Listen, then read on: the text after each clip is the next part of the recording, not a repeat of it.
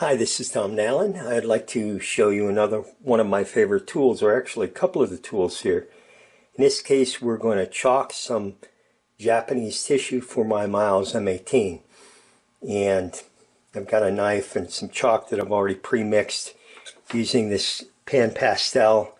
White and yellow makes cream.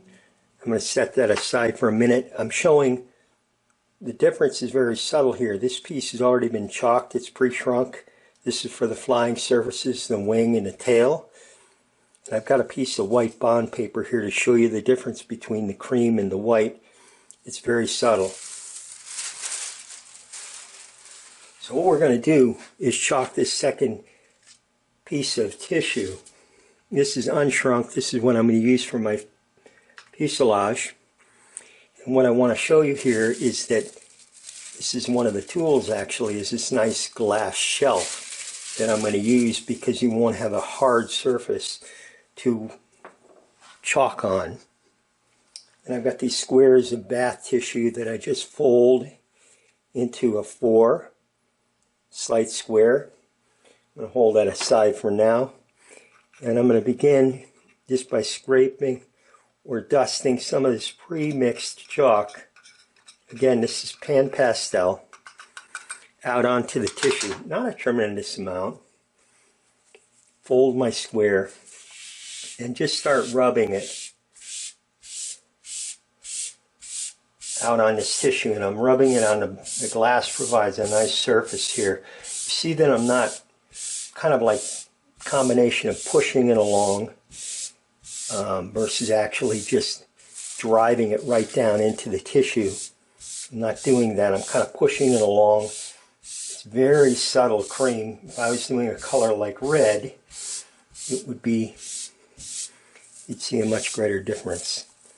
So what I'm doing here is just, I'm getting a little streaks here in this tissue, but what I do is I rotate it around and I change the direction of the rub here so as to take any of those streaks out. And it's interesting when you cover the model later on, even if you have some of these streaks, they won't show later on in the covered model. So I'm just going to work this back and forth. And I'm not going to show you the entire process here. I'll probably go and do this a couple of times with a few more bits of chalk dusted onto the paper. Try to get that depth built out. A couple of other things I want to note is that what I'm doing here is chalking on the matte side of the tissue, not the shiny side of Japanese tissue, but rather the back side, which in my experience gives me a little more adhesion or a little more texture, call it, for the chalk to actually go into the tissue and adhere. So I've gone around once here, and I've pretty much I'm pushing around a little bit of chalk at this point. Picking up a little bit on the back side too here. That's no big deal. Just sweep that out of the way. So I've made good progress here on this first sheet. So a couple of important things here as we're going along. This is one of your tools. This little bit of bath tissue folded up. I've got 2 squares here. That's the tool for applying the chalk, at least what I use. The other key tool is this flat, hard, very non-porous surface. I use glass. And you can use a regular window pane too. You have to be careful with it, of course. But if you do that, you can prepare a pretty good sheet of tissue in this manner. So what I'm going to do is I'm going to go and do this one more time through.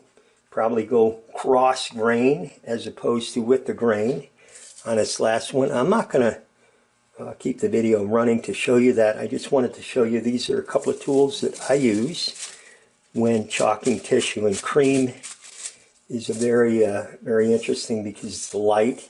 So all you want to do is get that tint. The Miles cream was not a yellow cream. It was a very light cream.